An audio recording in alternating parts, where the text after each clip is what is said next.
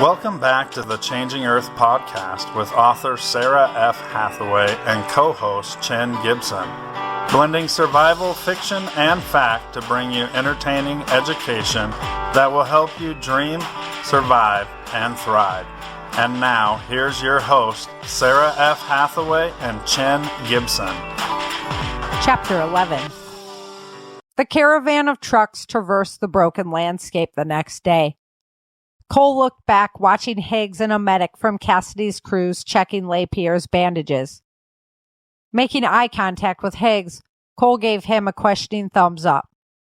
Higgs rolled his arms in a circle, indicating they needed to move faster. "I hope it's not much further," Cole commented to Monroe, rubbing his neck. It was sore from staring backwards so much. "Only a few more miles to Reno now, sir," Monroe assured him.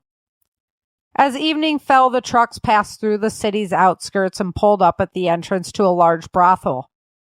Immediately assessing the situation, Cole noted the number of armed guards standing attentively around the building. He could hear fighting in the distance as the chaos on the streets played out, but none of that activity seemed to penetrate this area. Cole was confused. "What are we doing here?" he asked as Cassidy approached. "Lapierre needs help, not a woman." Cassidy chuckled a little and rolled her eyes at him, melting Cole's heart. "Just wait," she declared. He looked back at her skeptically. "Trust me," she insisted with a smile. He was distracted by the approach of an elegant, powerful woman.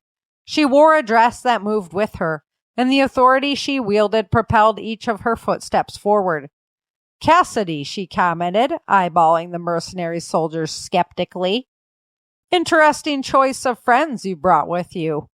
Are they interested in a good time?" "No, Dolores. We have a man in need of the medical facility," Cassidy explained urgently. Dolores looked surprised and replied scornfully, "Cassidy, that center is not for these types." The desperation in the tone of Cassidy's voice increased, watching her medic look up at her expectantly. "Virgis and his men are different. Trust me." Dolores paused momentarily, taking in the body language and assessing Cole. Finally, she commanded, "Bring him in." Without another word, Cassidy ordered the driver, Philip, to drive the truck around back. "Your boys can go with him, but you're with me, Major Virgis," Dolores demanded. "We'll meet up with them later." "Yes, ma'am," Virgis agreed. He thought it strange that he didn't question his trust in Cassidy. He pondered the thought while he followed Dolores and Cassidy to the main door of the brothel. She smelled nice, but the fresh scent of her perfume was quickly lost to the smell of sweaty bodies as they entered the dark space of the club. The music thumped loudly, and a woman danced on stage. Two others adorned tiny round platforms in the crowd.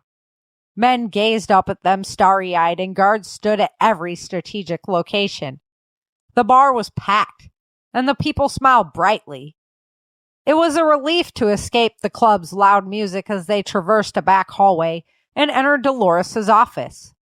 Dolores shut the door behind them, and all Cole could hear was the soft guitar music from a radio in the corner. She indicated a chair for Cole to sit in. Dolores walked around the desk to her own chair.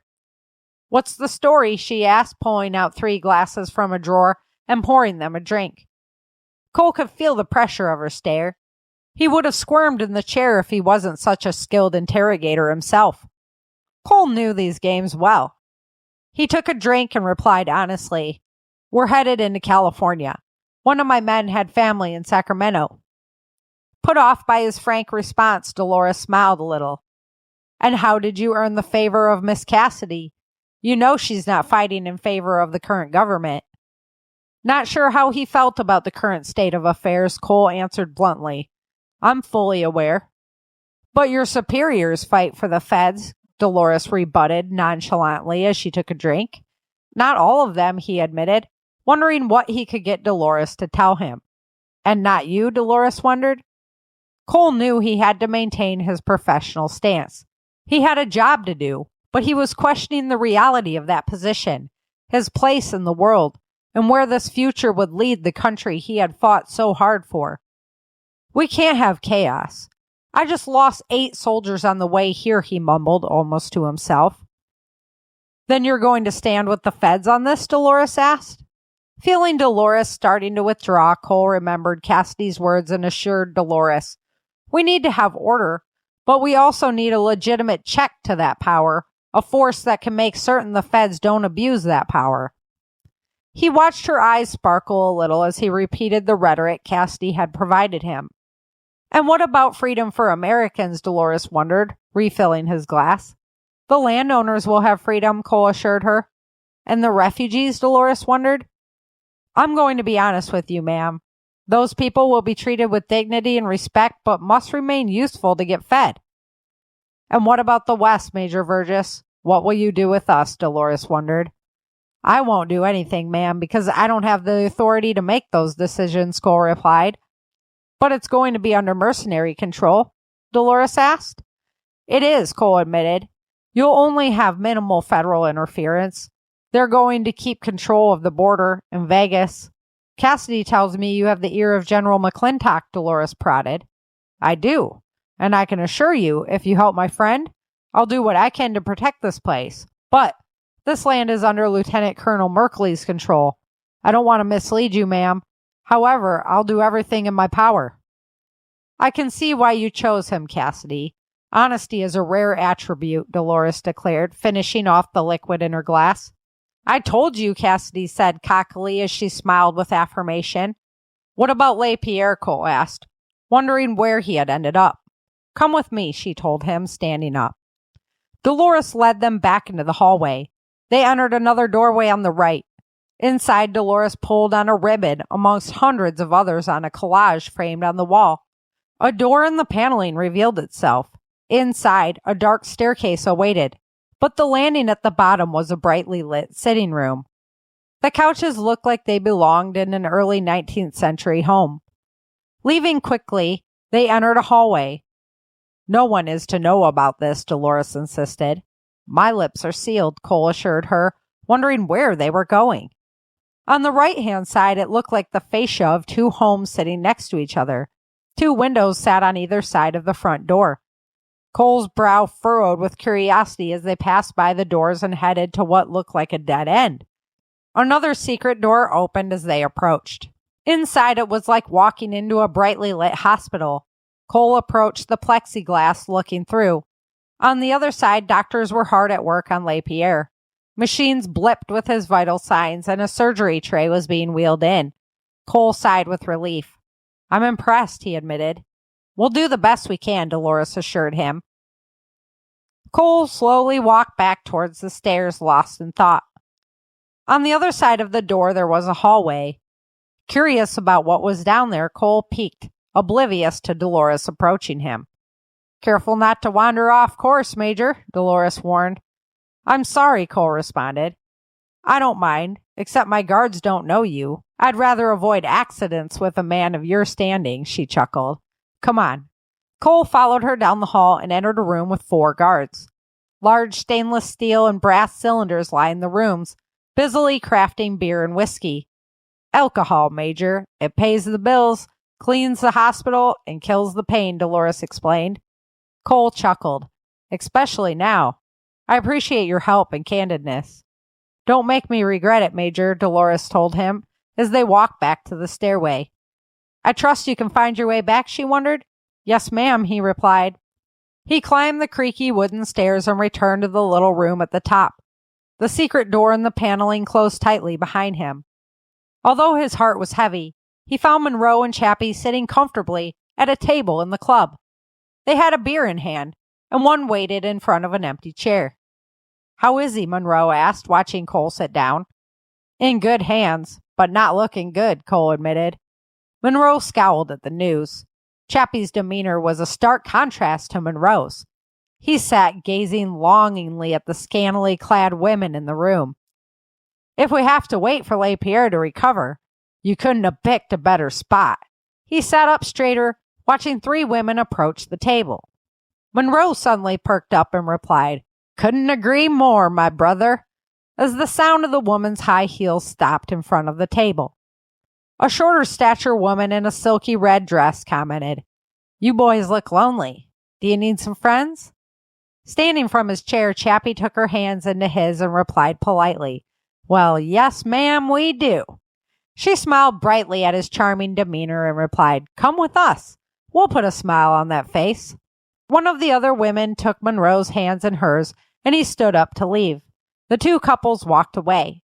The remaining woman stood looking expectantly at Cole. "How about you, soldier?" she inquired. Unable to get his mind off LePierre, he replied coldly, "I'm all set here. Thanks anyway." The woman looked put off, answering, "Suit yourself," before she stomped away. Virgis sat alone, staring at the bubbles in his beer. He had previously pondered a collapse scenario and what that might look like.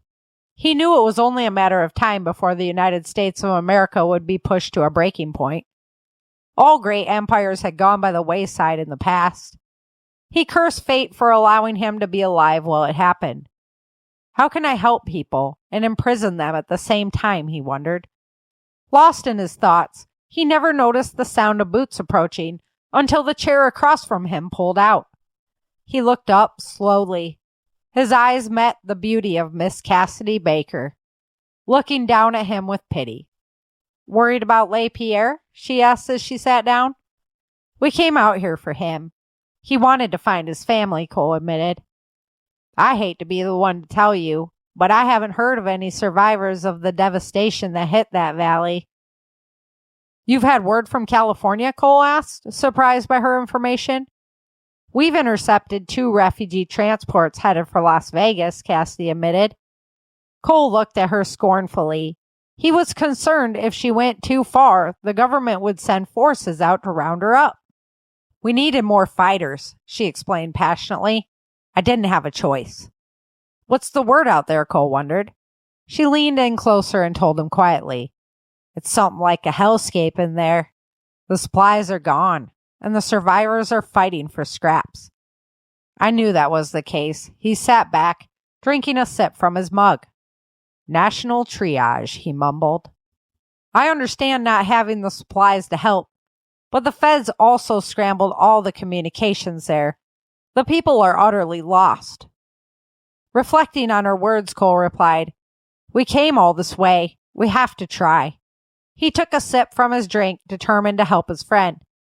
Cassidy chuckled a little at him, finding his passion irresistible. She hated to burst his bubble. The feds don't let anyone in or out. "What about Mercs? Merkley sent teams," Cole defended.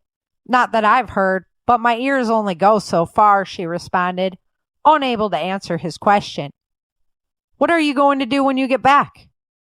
Cole was enjoying her distraction from his future choices, and her bringing up the topic annoyed him.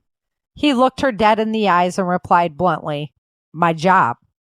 Cassidy chuckled at his attitude-laden response. She took a sip from her beer and diverted her eyes from him. Cole was tantalized and wanted her badly, but she was a potential enemy. One day, they could stand on opposite sides of a battlefield. Deep down, of course, he knew that fact may have attracted him to her even more. There's so much to rebuild. We have to focus on the survivors. We have to grow food for everyone. I'm sorry, Cassidy. As cold as it sounds, we must maintain order, or a lot more people will die.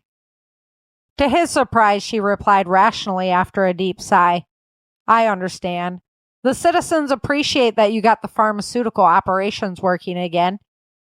Encouraged by her willingness to cooperate, Cole continued, "That's what I'm talking about. And even that needs work. The supplies are minimal. I get your passion for ensuring the freedoms of American citizens are maintained, but someone has to roll up their sleeves and put this country back together." She laughed at him. What, he wondered. Her beautiful smile made him feel self-conscious.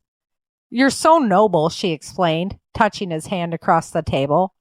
As if on cue, the music in the club turned to a more romantic tune. He could smell her perfume drifting his way, and Cole's urge to have her increased. "As are you," he replied charmingly, gently touching her hand. Smiling coyly at his flirtatious comment, Cassidy advanced the banner. "You're hot when you're stubborn." Wanting to take her this second, Cole stood up and approached her chair. Gently lifting her to her feet with her hands, he flirted, And you're sexy when you're sassy. Cassidy's arousal was peaking as well. She replied, I have my own room, before kissing him softly. I've got nothing but time, Cole whispered in her ear as he gently rubbed his face across hers. Cassidy led him down another hallway and ascended a flight of stairs. They kissed passionately as they reached the top, and Cole was already exploring her body with his hands when Cassidy reached the door at the end of the hall and opened it. Are you struggling with water storage woes? Tired of the algae and bacteria growing in your water, the weight of storing it and the amount of space that it takes up, the time that it takes to rotate it, and even when it comes to drinking it, you still need a filter because it's gone stale and you're not sure what has been growing in there. This limited supply of water storage can be a mess to store. If any of the containers break, you have water all over the place, and this leaves you storing water in a place that might not be as concealed as you'd prefer. Today I want to introduce you to the solution, which is the waterful system. The waterful system hooks up to any outdoor spigot. It contains 30 gallons of on-demand drinkable water for whenever disaster hits you and you need that water. Made in America to meet all safety requirements to ensure that you have drinkable water whenever you need it. There's no need to rotate the waterful system because its pressurized canister ensures your water's rotated every time you turn the hose on. It can stand up to any type of weather, is very, very durable, and it's made with UV inhibitors so it can stand the test of time in the sun. You don't have to worry about cleaning your waterful system because it takes care of itself. It is the ultimate plug-and-play water storage system, ensuring you have 30 gallons of drinkable water should disaster hit. Its sleek color ensures that it blends into any outdoor atmosphere and doesn't leave you with a big blue beacon of water storage outside of your home. There's no guesswork to put the waterful system together. It is a plug-and-play system that you can have ready in about 10 minutes. As somebody who's been into preparedness and helping others to prepare for any disasters that befall their life, the waterful system is the solution to water storage. I highly recommend you go over to Waterful, check it out, and use the code SARA, S-A-R-A. One more time, go over to Waterful, check it out, see about their system, and if it's a good fit for you, and use the code SARA, S-A-R-A, help the changing earth world go round and get yourself prepared for the next disaster. Hello and welcome to the Changing Earth podcast. This is episode number 406, season 15, episode 11. Hey, Chim, what's up? Hey, can you keep it down? I got a hangover. Yeah, we're going there today. Yeah. I was doing research for the show. Yeah, it was a long night of researching for the show, I'm telling you. No, good fun topic today. Making a little light in a bad situation, you know. We have LaPierre just hurt bad. Gut injury in a survival situation. Not good. Hey, best hospital ever though. Right? Below the brothel. They're making the alcohol right there. Yeah, so Dolores is a really cool, character, and a real powerhouse of a lady there. So, and she goes a long way. If you guys know my story, you'll recognize Dolores' character, that's for sure. Then let's see. So, and then he has a little a downtime, I should say, with Cassidy. The little relationship's growing there. Little bit of forbidden love going on. So, A little bit of news. Clearinghouse, the audio drama episode 1, if you of season 3 has launched. If you're a member, it's over live on the members area of the website, and you can go to my website, changingearthseries.com. Become a member, become a subscribing member. That's the only way to get the early access to the show. But it airs officially on Thursday. So I screwed the date up so bad last time. I'm not even going to say it. So it's going to be this Thursday, going live.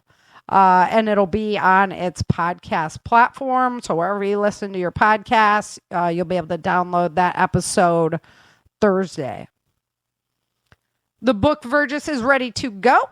Don't forget to get your copy. Sending out the signed copies now. So hit me up while I've still got a few in stock. And then I'll be ordering more because I got to do a book order before Prepper Camp. Prepper Camp's coming too quick right now for me. So too many projects going on all at once. So I'm super excited, though. If you're coming out to Prepper Camp this year, I'm doing an anti-kidnapping class, which I've wanted to do for a long time. I'm going to be looking at taking that class literally on tour, when I can figure out what'll work. But I'd love to do that one physically in person around the country, just to help out everybody. I mean, the threat is so real from, just having your loved ones snatched. And that includes young women, young men, people of all ages. Like the slave industry is booming, unfortunately. And so, I don't think anybody's safe from that. So that class is going to be a blast. The anti-kidnapping class. I love helping people prepare. And then the self-defense class again as well, which is always so much fun, giving people easy tools that are easy to use. Yeah, it's a good one. So with me taking, because I used to kind of package those two together.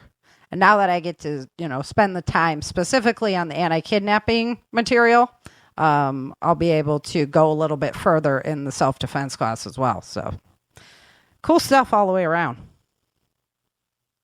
So many people are going to be there. It's going to be so much fun. A blast. So much of the PBN community is going to be there, guys. If you want to meet the PBN hosts, that is the place to be. So Brad from 5 Times August. Gonna be there again. I saw that on the email. I was like, yeah. So he does he let me use a pantheon of his music for the audio drama. So it was a lot of fun to be able to use his awesome talent in the audio drama as well. So you definitely gotta check that out. All right. You got around to listening to the first one? I sent you over. You have like 8 different emails, though, Chin. So I don't know like if you got it or not. I did. I went to the website. I didn't listen to that, though. I got lost. No. That's not good news. That's not good news at all. I'm technically challenged at times. So now that I'm retired. I try to do the direction on it, but that's okay. It'll be here. It's airing also on PBN on Thursday night as well. So there we go. Easy peasy. All right, so today we got to jump right into it. We had a long read today. So we're talking about making alcohol and just really, we're not going to go too much into actually making it because, man, if you want to find information on this, just look on the internet. There are so many really awesome sources on making alcohol, but the uses of it in a survival situation, there's also a lot of information on that, but some of them aren't so obvious and some of them are, so we're going to do a glance on this today. And I overproduced peaches this year, and I'm making something with my peaches.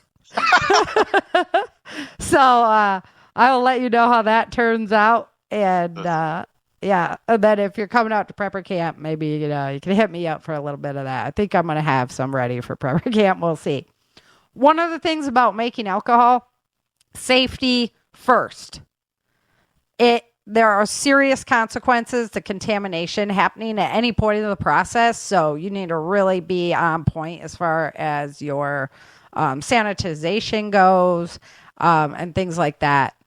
Also, you need patience. So that's for me, like, oh, it might be ready by prepper camp. Like, what? I'm not a patient person. So if there's anything I can do to speed things along, I do. But alcohol is not one of those things you can rush. So you got to let it do its thing. You can legally brew beer and ferment wine. So that is legal. But distilling without a license is generally illegal in not just the United States, but in most countries. So word to the wise on that one. Do so at your own discretion kind of thing. It's got that to distill water, to purify water, right? Well, seriously, that is the best way to make sure your water doesn't have contaminants in a post-apocalyptic situation. Right.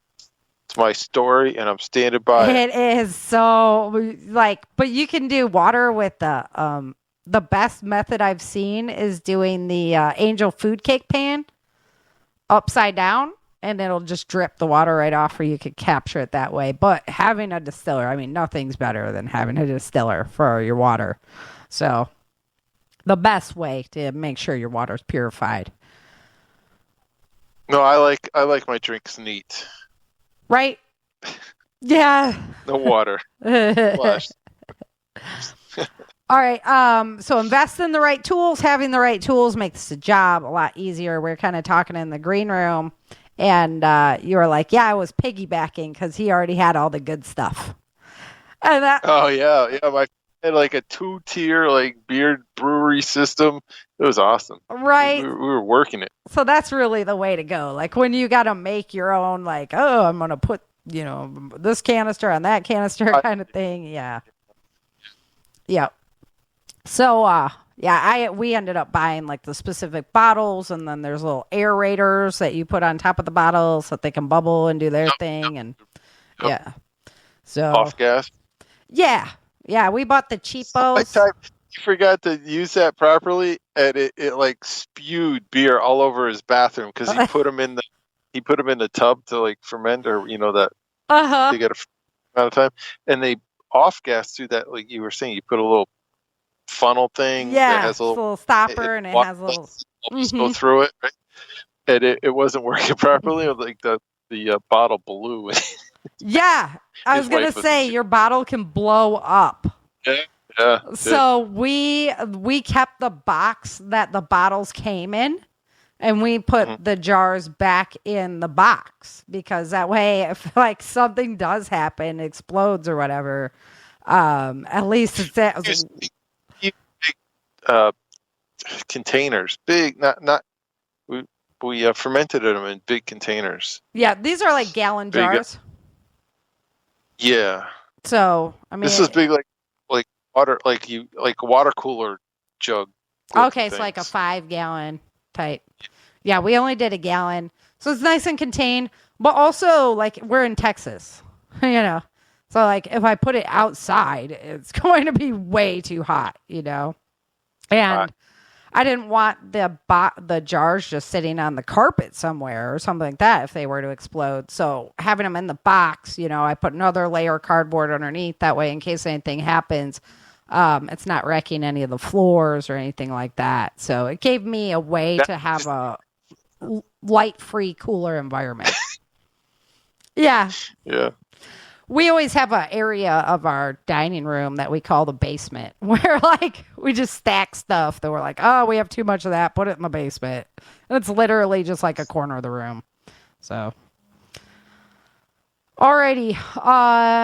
So controlled environment, super important. Make sure you're staying sanitized. Making wine, which is basically, you can do wine, doesn't just have to be grapes. You can use any kind of fruit to make a wine, like basically, what we're calling like a peach brandy, but it's basically going to be like a peach wine. It'll end up with like 10 to 12, possibly like a 19% alcohol, but like probably more in the 10 to 12 area. You always want to use good fruit. Like, don't use nasty fruit. Don't use unripe fruit. This is like peak fruit. So sometimes when we're canning, we look for fruit right before it's ripe or like right in the ripeness, but not overripe. This one, you want to make sure it's in the peak of ripeness for using it in your wine. Lots of sugars and good stuff. Then at that point, most fruits have a natural yeast on the outside of them as well. If you're going to go, you should definitely know also how to make like a grain alcohol. So you can do a vodka because that's, it's not a grain alcohol, but vodka is also really good for tinctures and like herbal medicine, stuff like that. But you should also know how to basically make, yeah, you should know how to make like an Everclear, as well. One of the cool things, because I was like, how do you know when the wine's done, right? Well, I don't know about the wine, but one of the cool tips that I picked up along the way is like you can test the vodka with iodine and you drop the iodine in it. And if it turns blue, it means the starches are still present. So, yeah, so you can kind of test like the quality of your vodka with iodine. Which is crazy. All right, so once you have like a wine or your vodka mash basically done, vodka's done with potatoes and basically cooked down potatoes, basically, if we're gonna, it's a mash, but you need to cook it and cool it. The still, right? So Amazon has like stills you can buy that are stainless steel.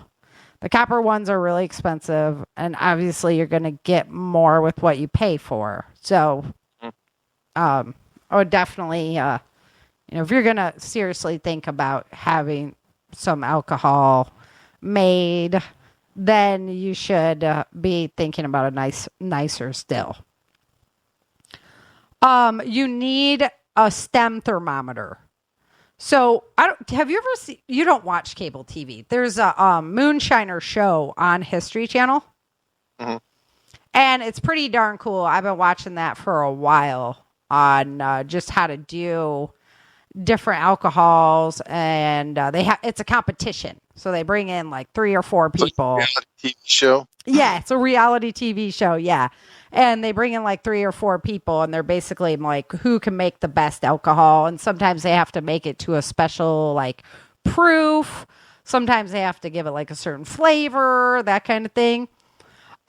So they have to like test this stuff like without a thermometer and without any kind of like an alcohol content figure outer. Right? I can't remember what it's called. It's called like a hydrometer or something like that. And so they shake it. You can look at like the bubbles, amount of bubbles it makes, that kind of thing. But how much guesswork goes into that, right? And it's pretty important to know when you're getting the hearts out of your run. So the first stuff that comes out of a still is called the foreshots. And most of the time, this is just considered yucky. You just want to throw that stuff out. It is toxic. But in reading through the uses of alcohol, you could use this as like your as a sanitizer or in a lantern or something like that. You can put the foreshots to use in that area, but you definitely don't want to drink them. And it's yucky. So a stem thermometer on your still, if you put it at the highest point of the still, it's easier to separate the heads from the tails and be able to tell when you're getting the hearts, which is right in the middle. So you get your foreshots, then you get the heads coming out. This is a little bit more bearable of a drink, but it's still like not the best. And then the hearts, when it's in that moment of like really producing well, that's when you want to capture that. And then it'll start turning a duller color. And those are called the tails. And a lot of times they'll just rerun the tails to get a better alcohol, or they just throw that stuff out too. So that's, again, something you could use as like a sanitizer, that kind of thing. Put it to use in that way instead of just throwing it out. So definitely want to make your life easier, you definitely want a stem thermometer, and it should be at the highest point of your still. And then the steam pipe diameter is really, really important too. It shouldn't be too small in relation to the volume of the still. So it should be a pretty good size steam pipe that allows that steam to roll through. No material should react with the distillate. So you don't want to use any kind of rubber seals. Alcohol eats rubber, and you will taste rubber in your alcohol. Gross.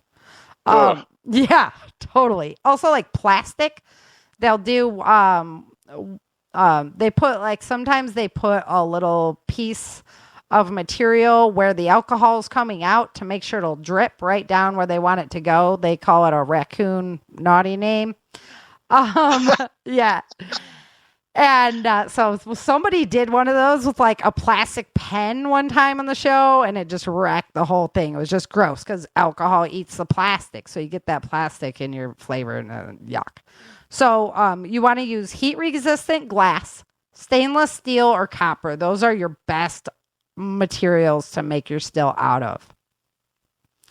And then when you're pouring in your mash into the area where you basically cook the product to get it to steam, alcohol has a lower boiling point than water does. So the alcohol will leave first. And that's how you separate the alcohol from the water. So you want to keep it at a temperature that's just low enough to not boil the water, but warm enough to get the alcohol. But if you have a bunch of clumps in your mash, that'll burn at the bottom if you don't keep stirring it. And that's also yucky. It turns it all burnt flavor. So obviously there's some science to this. There is tons of instructions out there. You guys can go check out. This is not a hard topic to find out about. The History Channel, man, I've been watching the heck out of that. Really cool recipes from like Martha Washington used to make George Washington like this cherry.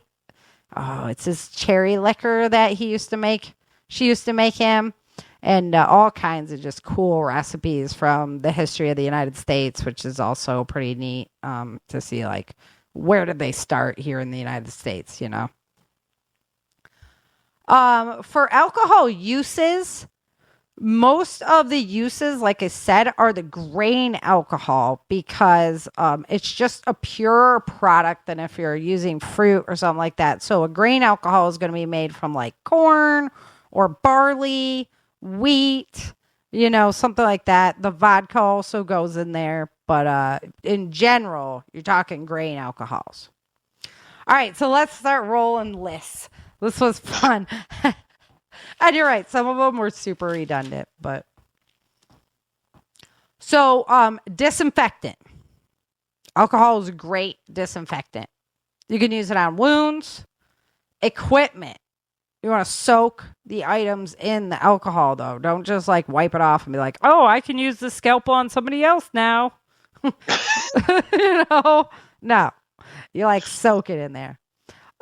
Disinfecting surfaces. But I think along with like the disinfecting, like using it for wounds, the poison oak. Using it on poison oak.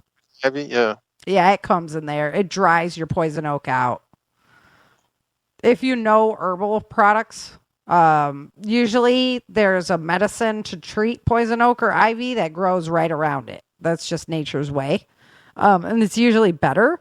But if you don't have anything or you don't know what the different plants are that would help treat that poison ivy or poison oak, then definitely alcohol will help. It makes it feel better. You can put it on bug bites, right? Mm-hmm. I've never really done that one. I bet that.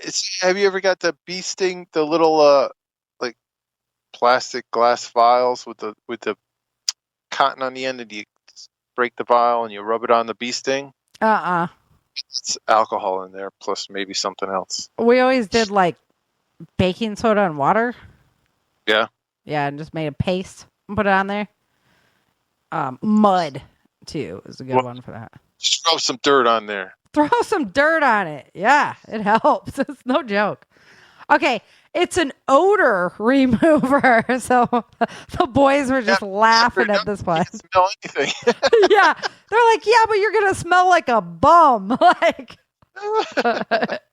So you can like put it in a spray bottle and spray it in the air. Vodka's good for that one because it doesn't have a lot of like smell on its own.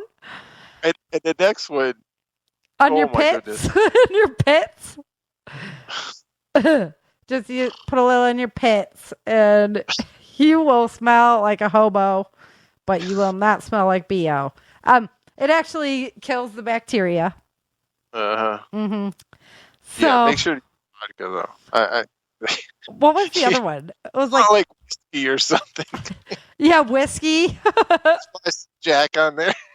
Oh, it cleans stains. Yeah. Yeah, I don't know. I know hydrogen peroxide will take blood out of like white stuff. That's a good one. Just from martial arts. Mm-hmm. Okay, nice cup. Yeah, white uniforms. So you get blood on it, and yeah, you have to. Because, my partners were always bleeding. No, it's totally kidding. Yeah, vodka. You either drown your sorrows or clean your, whatever you call that shirt. Dobak. My Dobak. Yeah. Yeah. Oh, that's Korean. So it's different in other countries. Okay, no squirrels. You can use it to start a fire, obviously. Mm-hmm. So that's a interesting one. I definitely wouldn't want to use my good stuff as a fire starter. Like, if you can't figure something else out to start your fire, then please. Take that stuff and put a bead of water in it. Right, get a grip. But also, you can use it in your lanterns to extend the life of fuel, which, okay, so you're running out of fuel, you put a little alcohol in there to help extend the life of it. I get that. I can buy that for $1. Use the first stuff for that. What? Use the first drops out of the still for that. Yes, right? The stuff that you're going to throw out anyway. Cook an egg. So if you crack an egg open into vodka, it will cook. After like a half hour, the whites will be hardened and the yolk will be hardened. Have you tried that? I haven't yet, but Fletcher said he knew like the vodka egg. Oh yeah, definitely. I was like, what? Get out of Dodge. That's what I said. I have extra vodka here. And I have plenty of eggs. It's like a frat house prank. So I'm going to go try it after. But usually when you eat a cooked egg, it's like warm. I'm not really like a huge fan of hard-boiled eggs.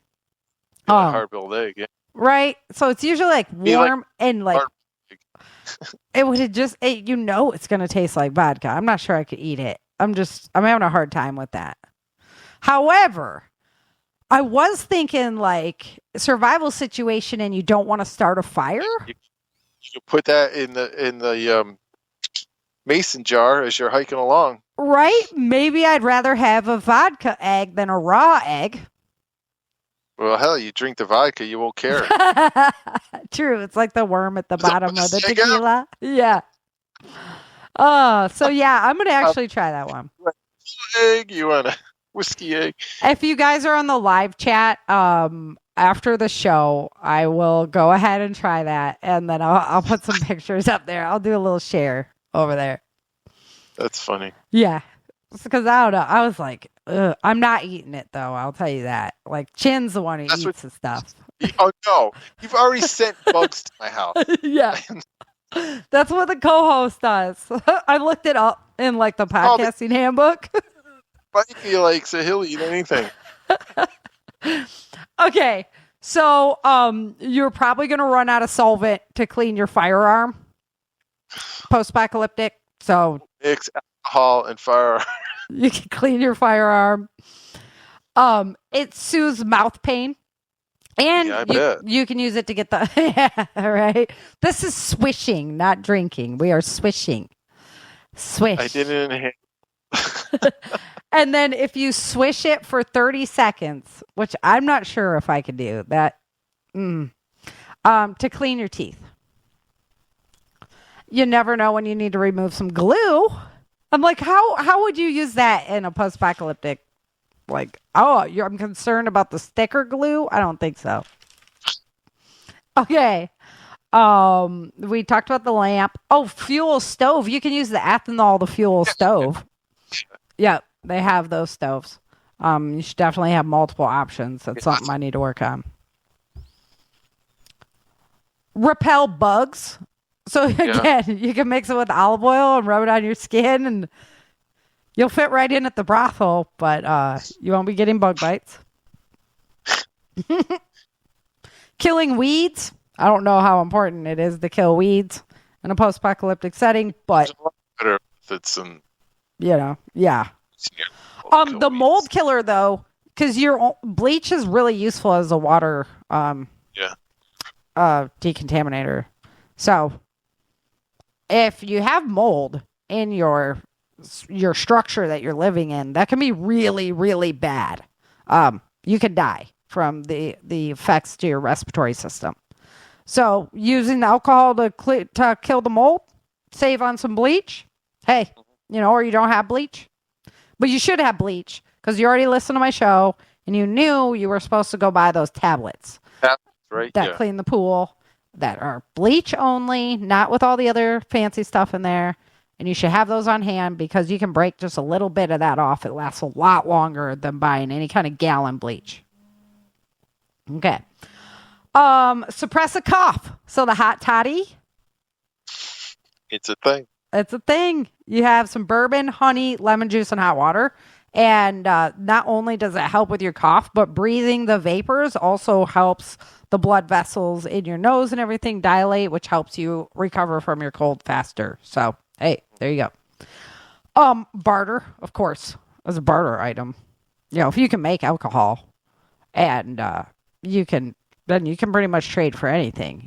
People are going to want alcohol. So remove frost. Okay, like I'm not going to go like dump vodka on my car. Sir, I swear I was removing frost. Yeah. Eliminate fungus in the feet and ears. Ew. So, yeah. There's that one. I guess like athlete's foot. Clean jewelry. Okay, we're getting into some of the funny ones. So, reduce anxiety. Okay, yeah. Yep. Boost morale. Alleviate boredom. I will tell you, though, I played a lot of airsoft. And you do not want to drink too much and go to battle. It doesn't work out well for you. You get shot. Sounds like a good idea. A lot. Yeah, I'm usually so patient and calm, and it was the worst. So, yeah, no. I'm not sure how much I would ever drink in a post-apocalyptic setting because you just never know. Sleep aid. We kind of talked about that one. Some people, yes, but like I know a lot of alcoholics that don't sleep very well. So, yeah, a Molotov cocktail. Okay, you can use it. Yeah, it's a thing. So disinfect water using your still. The herbal tinctures and elixirs. Yep. Facial astringent and toner. Like I don't know. I guess if your woman's concerned about that in that time, or maybe you have a lot of acne, and that can be a risk in a survival situation if you have a lot of open sores or whatever on your face. So the astringent would help there. Fuel for vehicles. Remember that show Colony that they used to do where they like drop people off in like, they had one episode where they dropped these people off right after Katrina happened in this area of New Orleans. So it was like devastated and they had to like survive like it was post-apocalyptic. They found, oh, no, I guess that was animal fat. Yeah, that was. It was pig fat that they were rendering to do a biofuel. Oh, yeah. Yeah, a biofuel for it. Okay, so that doesn't work. But if you have some gross pig laying around, you're good to go. I know, I think it needs to be a pretty high active on that alcohol to actually run a vehicle. Yeah, I don't know. Your glass on your optic lenses, like your scope and stuff like that, you can clean them with alcohol. It's going to be good. Yep. Careful if there's any rubber, though. because alcohol eats rubber. You can use it as a numbing agent. So back like Civil War times, before they cut your leg off, yeah, they were making sure you were good and toasted. That would be nice before that. Starter fluid for internal combustion engines, making perfume. I don't know if that's, I guess, help to repopulate. Together. That one was hilarious. And then a muscle relaxer. So of course it's good for that. So the elephant in the room that I kind of need to talk about is alcoholics though. And I come from a long line of alcoholics. So I don't drink very much in my life. But I do occasionally, don't get me wrong, but celebration time, right?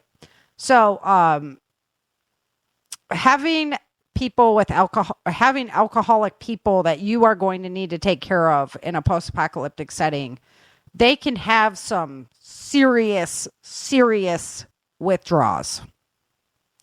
Generally, they feel like ants are crawling all over them. They get very, very ornery to deal with. They don't sleep well. Shakes. They get the shakes. Really bad. I've watched some really, really bad alcohol withdrawals.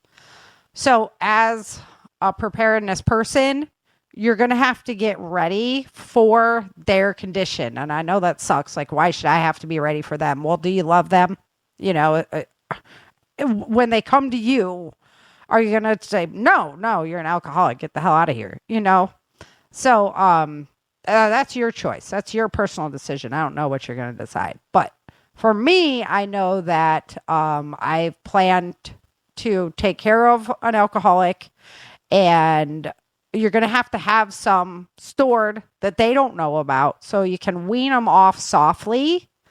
And also keep in mind that somebody who's really, really addicted to something like alcohol, they're going to be willing to trade a lot to get their fix. So this is probably not the person that you want interacting with other groups. I'm just saying, they might sell you out or whatever just to get their fix. Yeah. So it's something you have to seriously consider. And if you're drinking every day in your own life, you need to start considering weaning yourself off of that so that, you are not the one having those withdrawals when the time comes. So, because that is a pretty serious condition. People go to the hospital and stuff from alcohol withdrawals, have heart attacks, and their bodies just can't handle it. So, definitely something you want to think about now before you get there later and have it kind of pre-planned for it. Research, what you need to do for these alcoholic people and things like that. So that's my, I'm sorry to put the damper on the end of it because it was fun, but... Condition that if it's a known condition to come into your universe, you need to plan for it. Right. And like any condition, right? Yeah. Right. Like any medical problem. And you're probably, they have to decide to quit for themselves now. That's not something you're going to be able to have control over. But you can control helping them out when the time comes. So, because they'll be like, I don't know what to do. And you'll be like, I've got you. I've already been thinking about it. Oh, you did? Yep. Damn, Alky. So. Choose your wording a little better. Yeah. Probably don't be as blunt as Sarah, but hey, but when you're controlling the supply, whatever. No, I'm kidding. Kind of. Okay.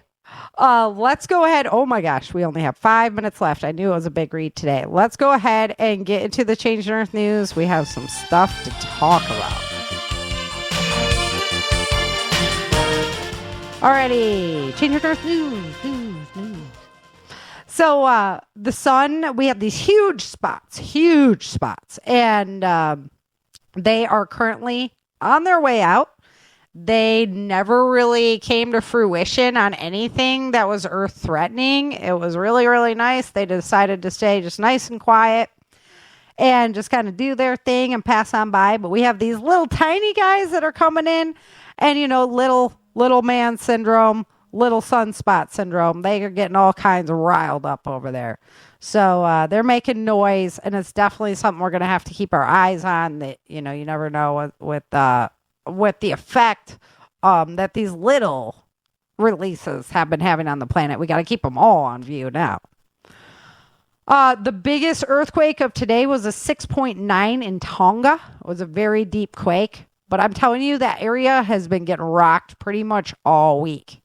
Also, my earthquake site decided to do an update and change their whole website around. And it's a nightmare. Now it's going to throw my numbers all off. So I am on the search for another really quality earthquake reporting site. So if you guys know any that's not the USGS, that would be great. I just don't trust the USGS. I've watched them change too many numbers just to fit their narrative. So if you know of one where you can see the numbers at a quick glance, that kind of thing, I'd love to hear about it. I did find another potential one, but I love this other site. I don't know why they updated it.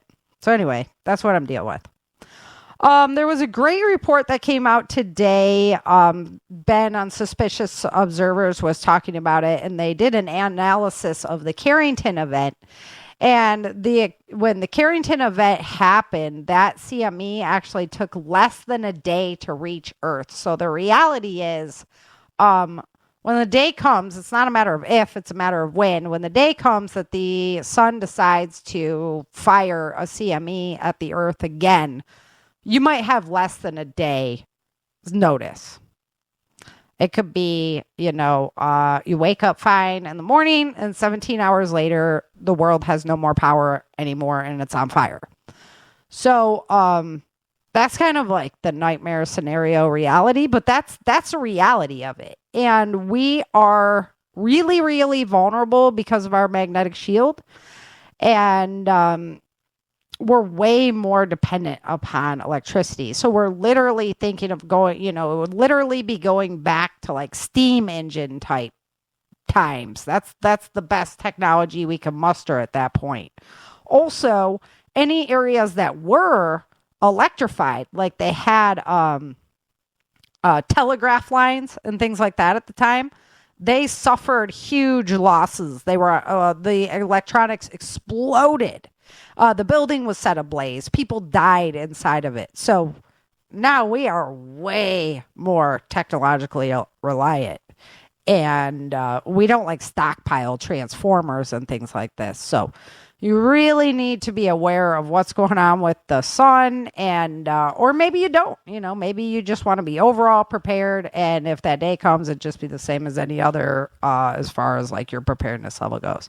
So, but it could be that quick. And that was kind of a whoa, because usually it takes 2 to 4 days for a good CME to reach the Earth, but not in that case when it was an X100. So, kind of a scary reality. All right, I'm going to try and rip through my Change in Earth news because we're running low on time. So June 22nd, we had 369 earthquakes that were 5.2 or that were 2.0 or bigger. The biggest of which was a 5.2 at Tonga in the South Pacific. Northeastern India and Assam, they had heavy rain, flooding. 3 people died. 11,000 hectares of crops were submerged. So they are literally having food shortages there. The submerged forest, there's no food for the elephants to eat. So they're also really struggling. India is really, really struggling because of the monsoons this year. 80% of India is experiencing flooding, which is insanity. It's a big country. So they need our prayers. Please send them your thoughts and your prayers. They're having infrastructure damage on a wide scale level. And then on the 22nd, in northern Germany, they had severe storms with hail, wind, and flooding. It was a low pressure system named Lambert that moved across Germany. It also hit Spain and France. There was roofs ripped off, trees down, flooded basements, and hail damage. In the Philippines, an EF1 tornado hit Pampanga, Significant damage, 1 person injured, 32 structures damaged, 25 of those were homes. This is the first tornado ever reported in this area in history. So that's pretty odd. In Uganda, they had rivers burst the banks. They had 80 plus households affected from that flooding. 1 person did lose their life, unfortunately, and they had major infrastructure damage due to that flooding. In the United States, a storm came across the eastern plains, hit hard in southern Colorado. There by Highlands Ranch, there was a tornado that touched down for 20 minutes, causing major property damage. It was an EF1 that left a 6-mile trail of destruction there in Colorado. Luckily, no deaths or injuries with that event. On the 23rd, there was 386 earthquakes that were 2.0 or bigger, biggest of which was a 5.6 in the South Pacific Ocean. So we're talking right in the same area as Tonga. Ghana, there was severe flooding from flash, like the rain came in so fast, flash flooding. 8 people died there, major property damage, and it actually isolated communities off from each other because so much of the roads were destroyed. In central Nigeria, they also saw heavy rains in the capital of Abuja, and then Trademore State.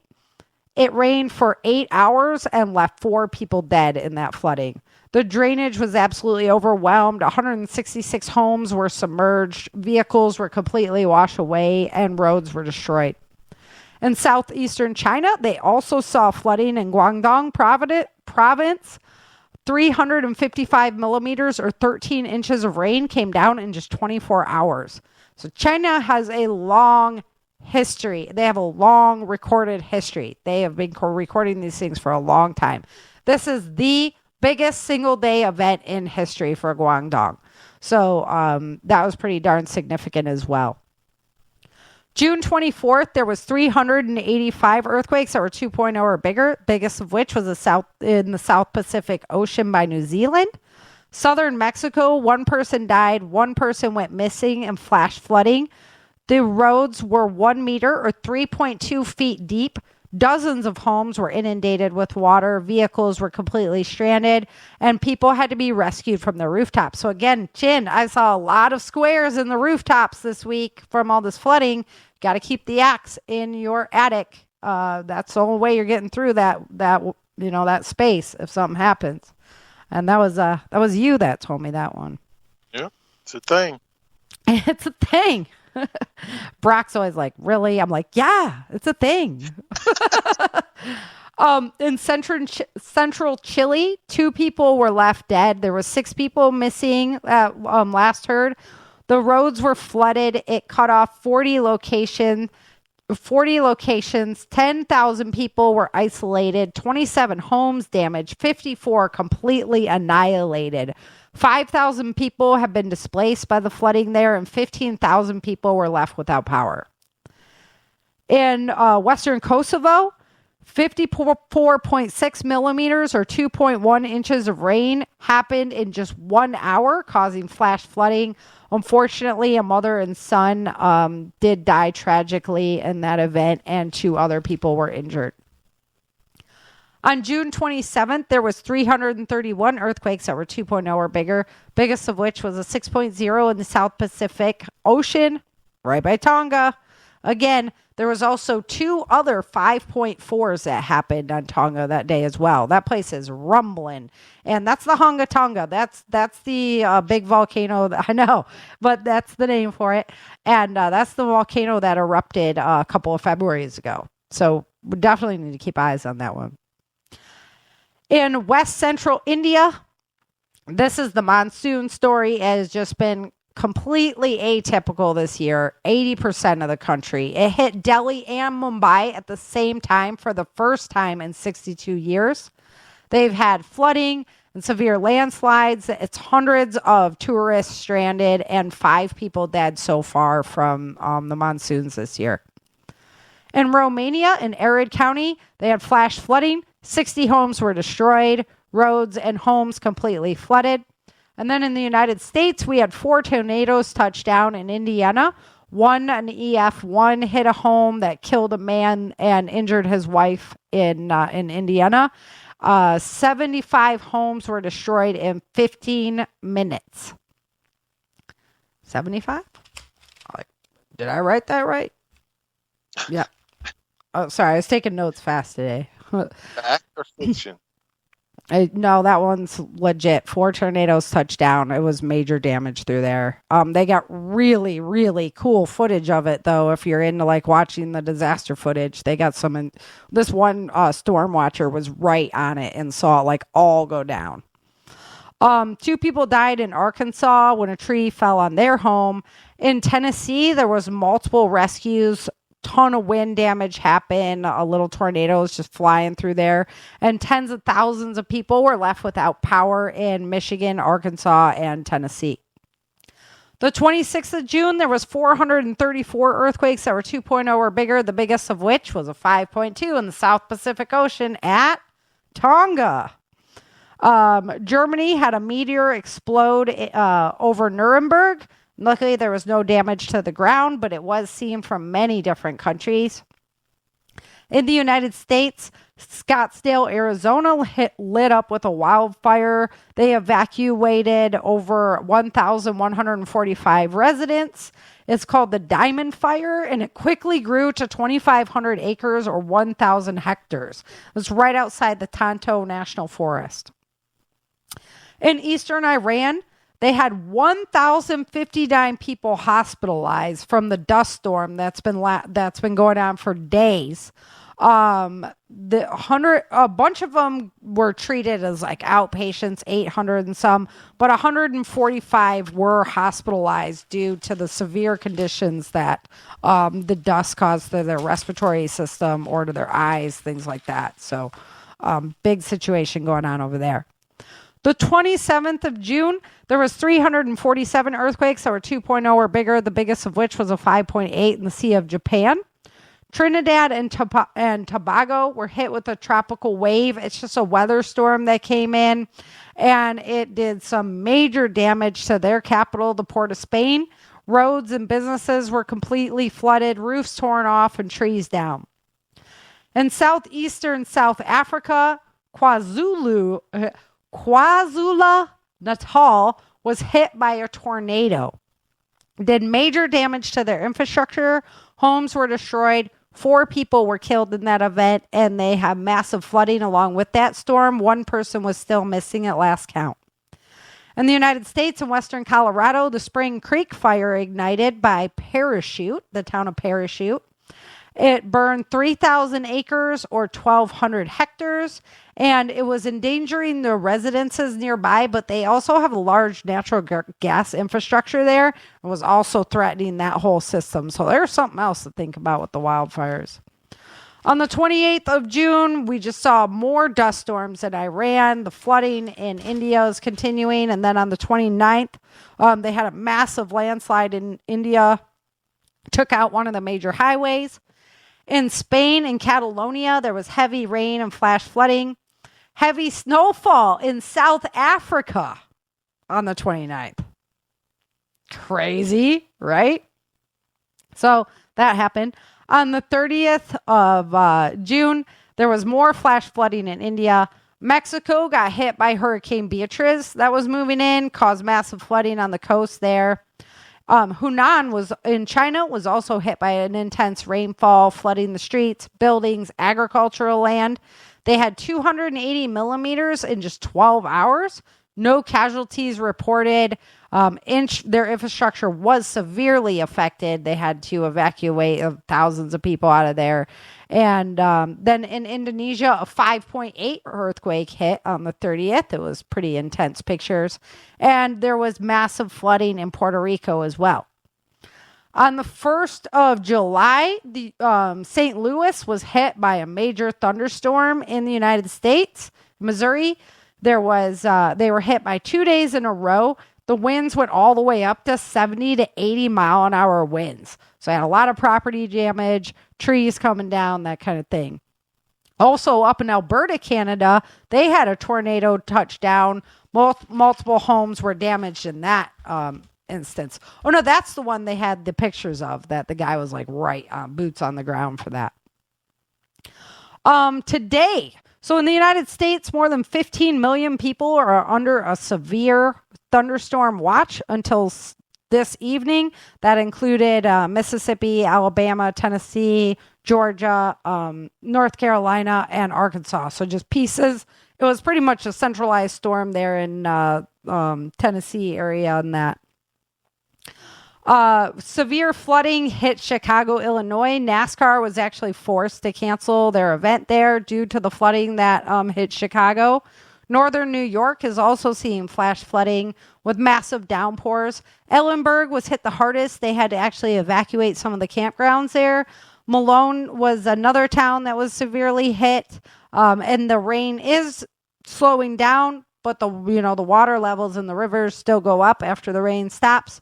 So, and they got 7 inches of rain in some areas. Smoke is returning to the northeastern United States. They're all up in arms about it. Try California every summer. That's pretty much what it's like living there. Southern California, they are having really high heat, really hot and dry. So they're concerned for the risk on 4th of July. They're asking everybody to please, be aware of the intense heat with the dryness so that they don't start wildfires up from the fireworks and whatnot. 2 new wildfires started down south, the Nogales area of Arizona. It's called the Beehive Fire. It's 0% contained. It is rapidly growing at this moment. It's 300 acres currently. Malta was hit by an atmospheric tsunami, they call it. It has nothing to do really with the tsunami. It is just a crazy down pressure that causes the sea to rise. And so they woke up in the morning and their cars were literally washed out into the ocean. Quite literally. So that is just a crazy thing. Another reason why I don't live on the coastline. This morning, a 3.8 hit LA in California near Malibu. Doesn't sound like anybody was killed or there was any major damage, but still something to report. As far as volcanoes go, we have 28 volcanoes actively erupting on our planet right now. That is a max number. That is the highest. I've never seen higher than 28 before since we've been recording. So that's something significant. There's 26 showing minor activity. There's 34 showing unrest. So the minor activity is also above average.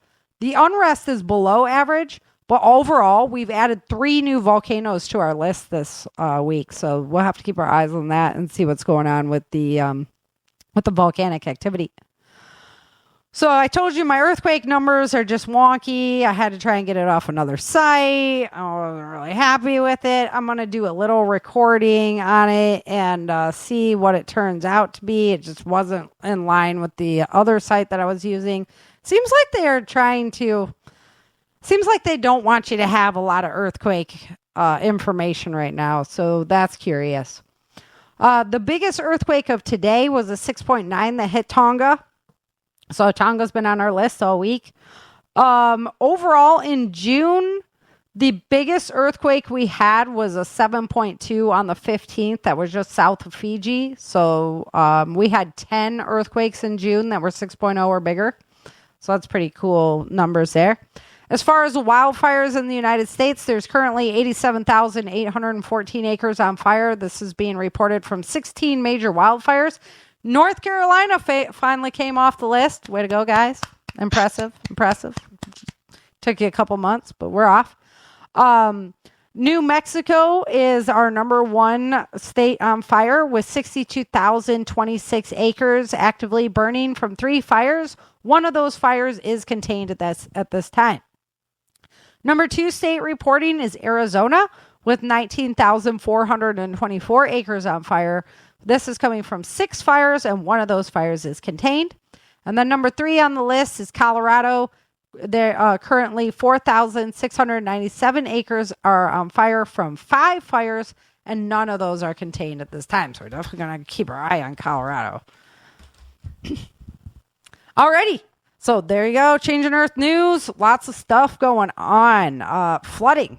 Last week, the story was hail. This week, the story is flooding. Like major flooding. I don't know. Pretty weird stuff.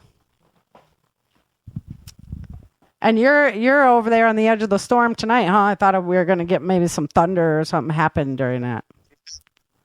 It rumbled a bit, but it didn't. It didn't come over, so nothing we're good. Exciting. Like I told you, yes, we had some hail, so I was trying to make the list, but I don't think it was big enough to get on the Changing Earth news. No, little tiny ones. That one was pretty good. We had the other week. Just showed, yeah. Yeah. Alrighty. Well, next week, don't forget to check out first episode of the audio drama. Like I said, I love feedback. So you guys are out there listening to it. Hit me up. Let me know how you like the story. Let me know just how you're digging the whole thing. We got 5 times August playing in it this year. Jasmine's doing a spectacular job just bringing the audio and a lot of clarity. So always a better experience if you listen to it in headphones, but you're going to enjoy it on whatever platform you're listening to it on. It's good stuff. So don't forget to listen to that on Thursday. Hit me up. Like I said, love to hear that feedback. Grab your copy of Virgis is available. And Prepper Camp's coming up, man. If you don't have your tickets, I know the campground's already sold out. So, salute, people go to Asheville to stay too. Drive in from there. I don't know. Yeah, just if you're trying to find a place to stay, like hone in on Saluda and then do whatever you want for. Oh yeah, Airbnbs around there. A lot of people do that. Mm-hmm. Yes. So, but get your tickets now. I know they're probably almost sold out. I was surprised they still had them for sale. So, if you've been on the fence, you better get off the fence and get it done. There was another buy, or it's going up $25 or something. Right? Yeah, but I think that happened this month. Yeah, I know. It just recently happened. Yeah, the new month or something. I don't know. I got my ticket, so I'm not worried about it. But right? Yeah, I'm good to go. And, but it is definitely worth your time and energy. I've heard about... It's not just worth buying your tickets and will they go on sale like Black Friday or something? Yeah, it's like right... It's the cheapest. Pay extra. Why? It might even be like Thanksgiving time. Yeah, it's Black Friday, I think. Oh, yeah, fair enough. Uh-huh. That's me time. I'd never pay attention to that stuff. My job is different. I know. You just got to keep an eye on me. There's so much going on at once. I'm just like, oh, Chin, you got to keep me straight. So we're lining up some great guests to have on the show. We're going to have Dane from Draven Rock on next week and trying to spice it up a little. But Dane's playing Mr. Lee now on the audio drama, so that should be fun to have him on anyway. So get his opinions there. Yeah. And lots of great things happening. Head on over to my website, changingearthseries.com. Become a supporter. Love to have your support. Help make the Changing Earth go around. We have so many projects going all the time. I just can't thank you enough for all your guys' love and your guidance, your feedback, and your support. So until next time, remember, dream, survive, thrive. Thank you for joining Sarah and Chen for this episode of the Changing Earth podcast. Don't forget to pick up your copy of Day After Disaster, Without Land, The Walls of Freedom, Battle for the South, Dark Days in Denver, and The Endless Night at www.authorSarahFHathaway.com. If you love the Changing Earth series and podcast, become a supporter while you're there.